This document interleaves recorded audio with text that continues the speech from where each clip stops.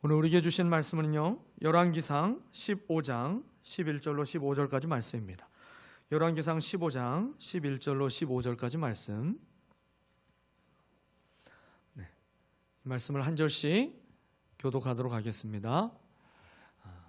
아사는 그의 조상 다윗과 같이 주님께서 보시기에 정직하게 행하였다. 그는 성전 남창들을 나라 밖으로 몰아내고 조상이 만든 모든 우상을 없애버렸다. 그리고 그는 자기 할머니 마아가가 아세라를 섬기는 혐오스러운 상을 만들었다고 해서 자기의 할머니를 왕대비의 자리에서 물러나게 하였다. 아사는 할머니가 만든 혐오스러운 상을 토막내어서 기드론 시냇가에서 불살라 버렸다. 그렇다고 해서 산당이 모두 제거된 것은 아니지만 주님을 사모하는 아사의 마음은 평생 한결같았다. 15절 같이 합니다. 그는 자기의 아버지와 자기가 거룩하게 구별해서 바친 은과 금과 그릇들을 주님의 성전에 들여놓았다. 아멘. 오늘 이 본문의 말씀으로 정직과 온전이라는 제목으로 담임 목사님 말씀 전해주시겠습니다. 큰 은혜 받으시기 바랍니다.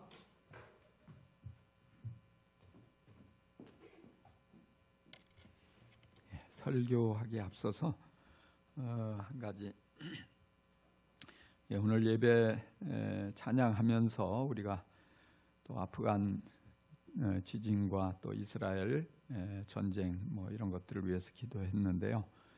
또 여러분들이 거기서 조금 더 기도했으면 좋겠는 게 뭐냐면 우리 선교사님들을 위해서 기도하면 좋을 것 같아요. 이스라엘에 우리 침례교 해외 선교사만 지금 4유닛, 4가정이 들어가 있습니다. 이제 특별기를 통해서 이제 돌아온 분도 있지만 아직도 그 교회 또 성도들 때문에 아직도 그 떠나오지 못하고 있는 선교사님도 있습니다. 그래서 안전하게 또 그리고 속히 이런 전쟁 상황이 잘 종식이 돼서 계속 복음이 전파될 수 있도록 위해서 여러분 틈틈이 기도해 주시면 좋을 것 같습니다.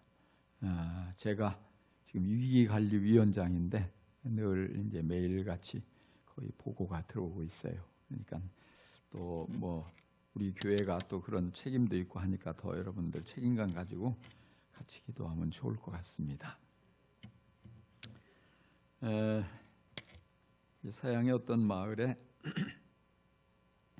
소문난 형제가 있었어요. 아주 불량해서 마을 사람들에게 폭행도 하고 돈도 뺏고 또 온갖 못된 짓을 일삼는 형제입니다. 그런데 어느 날 갑자기 형이 죽었어요.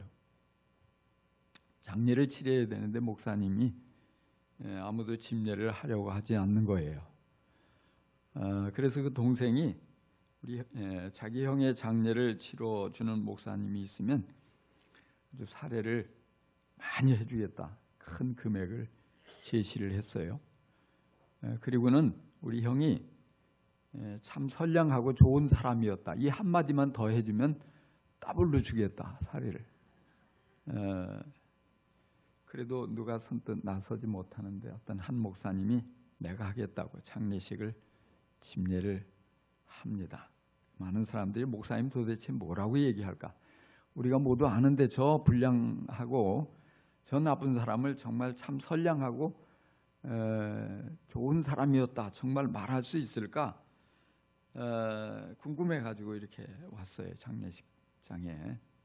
목사님이 주례를 하면서 입을 열었습니다. 바로 이 자리에 누워있는 여기 이 남자는 어떻게 살았는지 제가 말하지 않아도 여러분들이 잘 알 것입니다.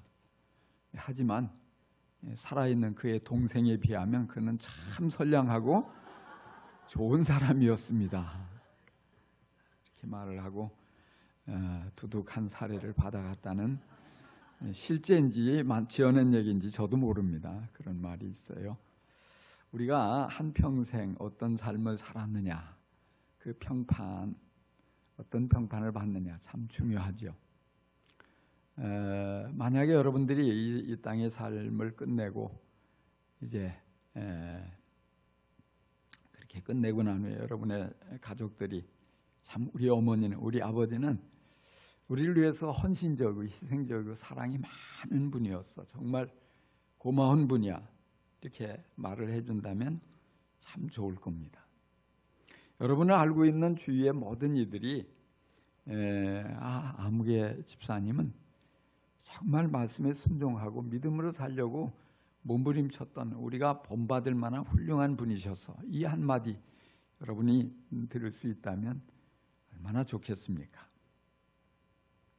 그 외에도 누구누구는 참 기도의 사람이었다. 누구누구는 영혼을 진심으로 사랑한 사람이었다.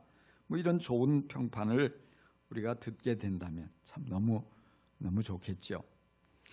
사람들에게 우리가 아름다운 사람으로 기억되는 것도 중요하지만 더 중요한 것이 있습니다. 바로 하나님의 평가입니다. 하나님의 평가는 너무너무 중요합니다.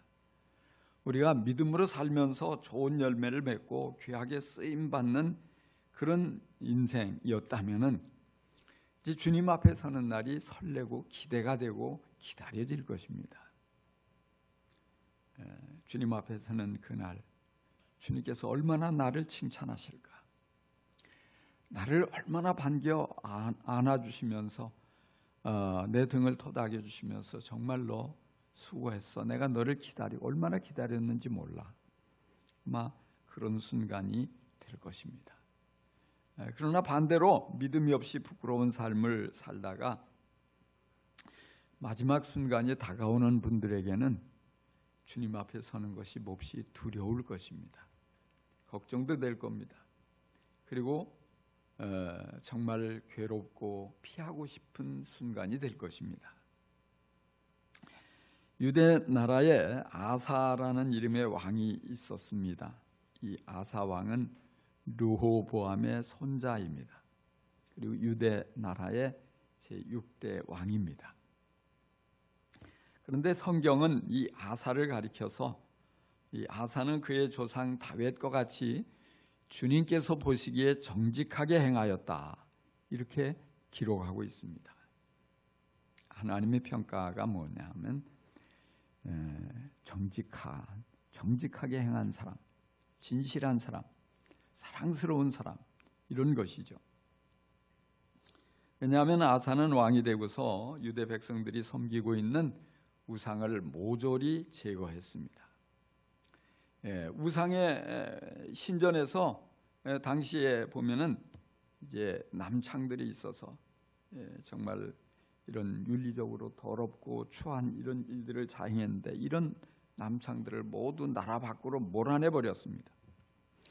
자신의 할머니, 친할머니 마가가 아주 혐오스러운 아세라 목상을 만들어서 그렇게 부끄럽게 그 우상에 절하고 섬기고 이런 일을 했다고, 그 이유 때문에 왕 대비의 자리에서 쫓아내 버렸습니다.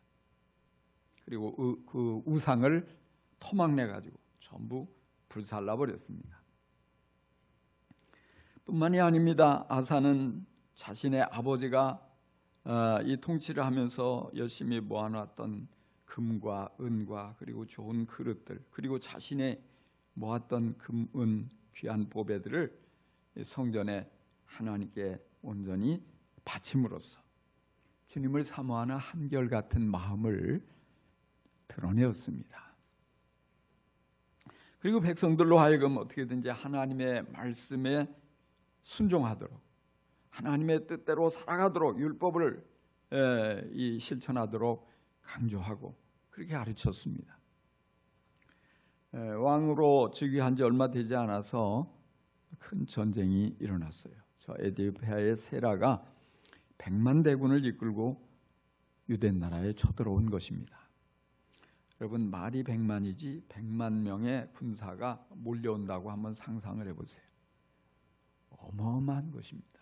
그야말로 그 작은 나라에 100만 대군이 밀려오면 어떻게 싸울 수 있겠어요? 갑작스럽게 이제 조직화된 군사도 부족하고 뭐 싸울 방법이 없죠. 근데 그때 하나님께 부르짖어 기도합니다. 주 하나님, 우리를 도와주십시오. 주님은 우리의 하나님이십니다. 인간이 주님을 이기지 못하게 해주십시오. 간절히 기도하고 전쟁터에 나갔어요.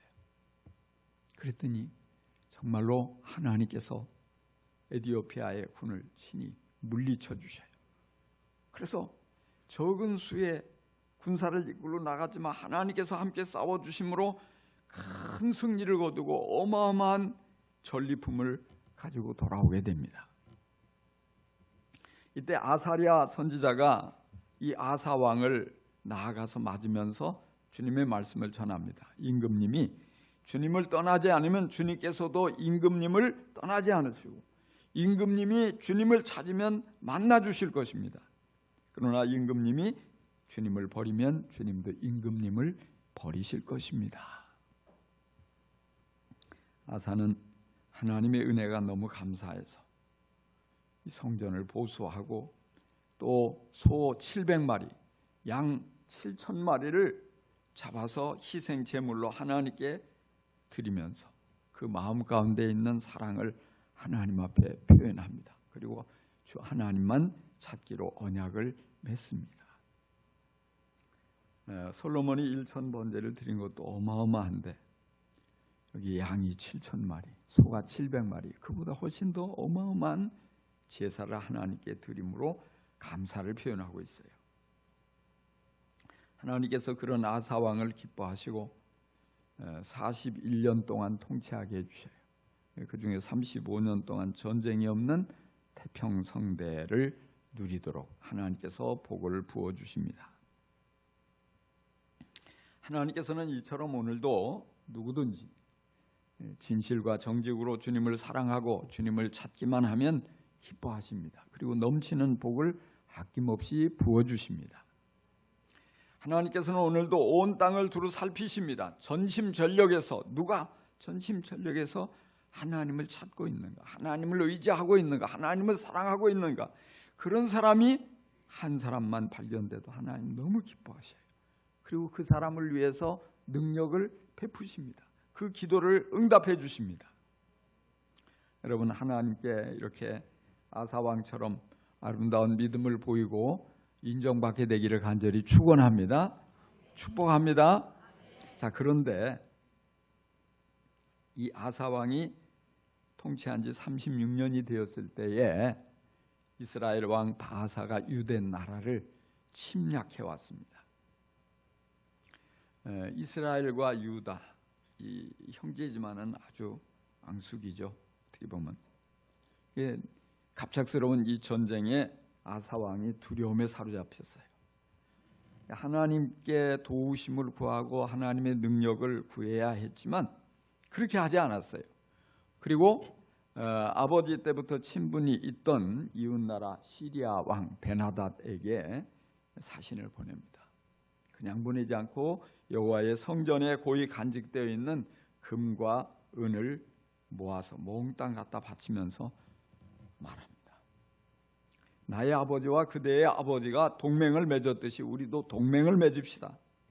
부디 이 이스라엘과의 이런 모든 것을 깨뜨리고 와서 이스라엘 왕 바하사 그 동맹을 파기하고 와서 쫓아내 주십시오.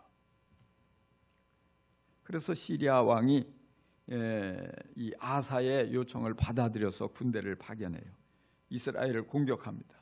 지금 유다를 공격했던 이스라엘이 자기 나라가 공격을 받으니까 이 바하사 왕이 즉각 침공을 멈추고 돌아갑니다. 그러자 아사는 그들이 지금 이 성을 공격하려고 이제 모아온 돌과 목재와 흙과 이런 모든 자재들을 몽땅 성 안으로 가져와서 성벽을 튼튼하게 보수하고 그리고 이 방비를 튼튼하게 하는 계기로 삼아요. 문제는 다 해결되고 평화는 다시 찾아왔습니다. 멋진 외교력으로 전쟁을 해결했습니다. 비록 금과 은 성전에 있는 것을 몽땅 갖다가 바쳤지만 만약에 전쟁에 패배를 했다면 더 큰 약탈을 당하고 모든 것들을 잃어버리고 경제적인 큰 손실을 이제 보았을 것입니다. 그 모든 걸 피할 수 있었어요. 나라는 평안해지고 적이 공격하려고 가져왔던 자재들로 성벽을 보수해서 이제는 어떤 적이 와도 잘 수비할 수 있을 것처럼 여겨졌어요. 백성들도 좋아하고 왕의 리더십에 박수를 보냅니다. 겉으로 보기에 아무 문제가 없어요. 더 좋아진 것 같습니다. 그런데 문제는 뭐냐면 하나님께서 섭섭해 하신다는 사실이에요. 아사가 하나님을 의지하기보다 사람을 의지했기 때문에, 하나님의 방법을 찾기보다, 하나님의 능력을 구하기보다 사람의 방법으로 문제를 풀어가려고 했기 때문에 하나님께서 섭섭해 하시는 거예요. 물론 아사가 우상을 찾은 것도 아니었습니다. 점을 치거나 이방 선지자에게 물어본 것도 아니었습니다. 하지만 하나님께 기도하지도 않았고 선지자를 불러서 하나님의 뜻을, 하나님의 말씀을, 음성을 들으려고 물어보지 않았어요. 하나님께서는 분명히 온 땅을 두루 살피시고 전심전력에서 하나님 찾는 사람, 그들에게 능력을 베푸시는 분인데, 그렇게 아사가 하나님을 찾지 않고 자기 방법으로 문제를 풀어간 것 외에도 또 다른 실수가 있어요. 하나님 말씀을 거부한 거죠. 왜냐하면 하나님 선지자가 아사 왕을 찾아와서 하나님의 말씀을 전해요. 왕이 젊을 때는 에티오피아 대군이 쳐들어왔을 때 하나님을 의지해서 물리치지 않았습니까? 하나님은 이렇게 전심전력에서 하나님을 찾는 자들을 살피고 그들에게 능력을 베푸시는 분입니다. 그런데 이번 일은 왕이 어리석게 행동해서 앞으로 전쟁에 휘말리게 될 것입니다. 하나님의 말씀을 달게 받아들이고 회개를 해야 했지만 아사 왕은 하나님께 회개하지 않았어요. 오히려 화를 참지 못하고 선지자를 붙잡아다가 감옥에다 가두어 버렸습니다. 죄 없는 백성을 학대했습니다. 다윗은 큰 죄를 저지르고 은폐했지만 나단 선지자가 찾아와서 바로 당신이 그 사람이요라고 책망할 때 달게 받아들이고 그 자리에서 겸손하게 회개했습니다. 어떻게든지 하나님 앞에 용서를 받으려고 불쌍히 여겨달라고 하나님 앞에 엎드렸어요. 하지만 아사는 선지자 통해서 하나님이 책망하실 때 달게 받지 않고 화를 내고 선지자를 옥에 가두고 회개할 수 있는 좋은 기회를 스스로 거부하고 말았습니다. 정말 아름답게 마무리할 수 있는 그런 이 남은 생에 스스로 화를 자초하게 된 거예요. 뿐만이 아닙니다. 3년 후에 발에 병이 나서 점점 이것이 심해서 위험해집니다. 근데 역대하에 보니까 그렇게 아플 때에도 그는 주님을 찾지 않냐고 의사들을 찾았다, 이렇게 기록이 돼 있어요. 의사들을 찾아가는 게 죄입니까? 그렇지 않아요. 아프면 병원 가는 게 잘못입니까? 그렇지는 않아요. 그러나 우리 믿음의 사람은 먼저 주님을 찾아야 합니다. 주님, 혹시 이 질병을 통해서 제게 말씀하시고자 하는 게 있습니까? 주님께 물어봐야 돼요. 주님, 이 질병을 통해서 주님의 능력을 경험할 수 있게 해주십시오. 주님께 도우심을 구해야 합니다. 그리고 난 후에 의사를 찾아가도 늦지 않아요. 그러나 아예 기도할 생각도 안 하고 무조건 조금만 아프면 이 병원 저 병원 찾아서 정말 이 병원 순례하는 것, 믿음의 사람은 좀 그렇게 해서는 안 되죠. 믿음의 사람답게 먼저 그것 통해서 하나님께 기도하고 하나님께 묻고 하나님의 은혜를 구하고, 그리고 하나님께서 어떤 의사들을 사용하셔서 또 약들을 사용하셔서 나를 치료해 주십시오. 아니면 하나님의 그 능력으로 기적을 경험하게 해 주십시오. 기도하는 게 중요해요. 아사 왕은 의사들은 찾았으나 주님을 찾지 않았습니다. 그래서 주님은 이 선지자를 통해서 말씀으로 그를 돌이키게 하려고 하셨지만 듣지 않자 질병을 통해서 말씀하시려고 하신 거예요. 이 중병을 만나서 이제는 왕이지만 내 한계가 이렇구나, 하나님 앞에 내가 잘못한 것을 하나님이 이것을 통해서 책망하시는구나 깨닫고 그때라도 겸손히 회개하고 돌이키기를 하나님 기대하신 거예요. 하지만 아사는 끝까지 고집스럽게 주님을 찾지 않고 그렇게 죽고 말았어요. 그런데 우리 사람들 같으면은 아무리 이 젊을 때 잘했어도 마지막에 이런 모습이면 다시는 보지 않으려고 할 겁니다. 그런데 하나님께서는 아사를 그렇게 평가하지 않으세요. 11절 말씀에 있는 대로 아사는 그의 조상 다윗과 같이 주님께서 보시기에 정직하게 행하였다. 참 이 말씀을 보면서 왜 하나님이 이렇게 평가를 하셨을까? 왜 그러셨을까?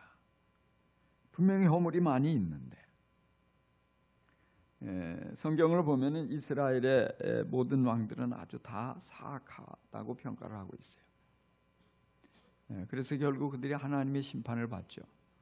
어떻게 보면 이 여로보암 왕조도 그의 아들의 대에 가서 대가 끊기고 반란이 일어나고 그래서 또다시 세워지죠.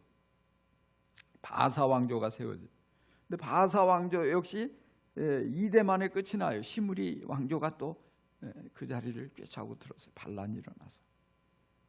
성경은 이 모든 것을 보면 악한 왕들에 대한 심판이에요. 짧은 통치 그리고 이 전쟁 가운데 또 뭐 이런 하나님의 심판으로 집안이 전부 다 아주 진멸당하고 이런 일들. 유대 나라를 보면은 조금 달라요. 그렇지만 이 유대 왕들도 보면은 대부분 불의하고 악한 왕들로 기록이 돼 있어요. 그 중에서 아주 몇 안 되는 소수의 왕들만 하나님 보시기에 정직하게 행하였다 기록되어 있죠. 그래서 이 유대의 이런 모든 것을 보면은 그래도 하나님이 다윗을 보시고 또 이렇게 중간중간에 정직하고 의로운 왕들을 보시고 하나님은 이 중간에 이 반란이 일어나서 이제 왕조가 바뀌고 그러지 않아요. 계속 다윗의 자손으로 대가 이어져 가는 거예요. 하나님께서 이런 모든 것을 보시고 함께 하시고 복을 주시는 것을 우리는 여기서 발견하게 되죠. 자, 그러면서 여기에 보면은 이 몇 안 되는 정직하게 행한 왕으로 아사의 이름이 기록이 되었다는 사실이에요. 이걸 보면서 묵상해 보니까 하나님께서는 비록 아사에게 허물이 있지만 잘못이 있지만 불순종도 있지만 그럼에도 불구하고 그가 왕이 되고서 그의 아버지, 그의 할아버지가 세웠던 우상들을 다 없애버리고 나라를 영적으로 도덕적으로 거룩하게 세워가려고 몸부림을 친 개혁한 것들을 하나님은 눈여겨보신 거예요. 그리고 성전의 은과 금과 또 그릇들을 바치면서 주님을 향한 이 사랑을 표현한 것을 하나님은 중요하게 보신 거예요. 정말 하나님께서 은혜를 베풀어 주신 것을 당연하게 받아들이지 않고 이 전쟁에 승리하고 돌아와서 있는 힘을 다해서 감사의 이 예배를 드린 것을 하나님께서는 귀하게 보신 거예요. 그래서 몇 가지 허물과 잘못도 있지만은 다 덮어주시고 아사를 정직하고 그 마음이 일평생 하나님 앞에 온전하였다 이렇게 평가를 해주신 것입니다. 참 이것이 우리에게 얼마나 큰 위로가 되는지 몰라요. 우리가 하나님을 사랑하지만 하나님을 섬긴다고 하지만 우리도 완벽하지 못할 때가 많아요. 실수도 하고 잘못도 하고 불순종도 하고 하나님 보시기에 정말 부끄러운 것들이 있잖아요. 그럼에도 불구하고 우리가 완벽하지 못해도 우리 중심에 하나님을 사랑하는 마음이 있다면, 사랑하는 마음이 늘 가득하면 주님께서는 그것을 보시고 기뻐하십니다. 그리고 우리를 정직하다고 인정해 주십니다. 그러니까 우리가 하나님께서는 사람은 사람의 단점 또 약점 실수한 거 이것을 가지고 그를 평가하고 거기에 모든 것을 이 집중을 해요. 그래서 좀 잘한 게 있어도 다 그게 묻혀져 버려요. 그렇지만 반대로 하나님은 우리가 실수가 있고 잘못이 있고 좀 허물이 있어도 우리가 주님을 향한 사랑이 우리 안에 남아있다면 그걸 보시고 다른 것들을 덮어주시는 좋으신 하나님이심을 여러분 깨달으시기 바랍니다. 그래서 실수 때문에 하나님을 아이고 하나님 내가 어떻게 봐, 하나님 앞에 내가 어떻게 나가서 기도해, 이런 내가 이렇게 생각하지 마세요. 하나님은 용서해 주셔요. 하나님은 우리가 정말 주님을 향해서 조금만 잘한 게 있어도 주님을 사랑하는 마음을 가지고 주님과의 바른 관계를 맺으려고 발전시키려고 애쓰기만 하면 그걸 보시고 우리를 기뻐하시고 우리를 칭찬하시고 우리에게 복을 아끼지 않으시는 좋으신 하나님이심을 여러분 확신할 수 있기를 간절히 축원합니다. 그래서 우리가 주님을 의지하며 부르짖며 기도하면 그 기도를 들으시고 능력을 행하셔요. 우리가 마음을 다해서 하나님께 매달리면 우리를 뿌리치지 않으세요. 떨쳐버리지 않으시고 우리의 기도에 응답하시고 우리를 위해서 큰 능력을 행하시는 좋으신 하나님이심을 여러분 믿을 수 있기를 바랍니다.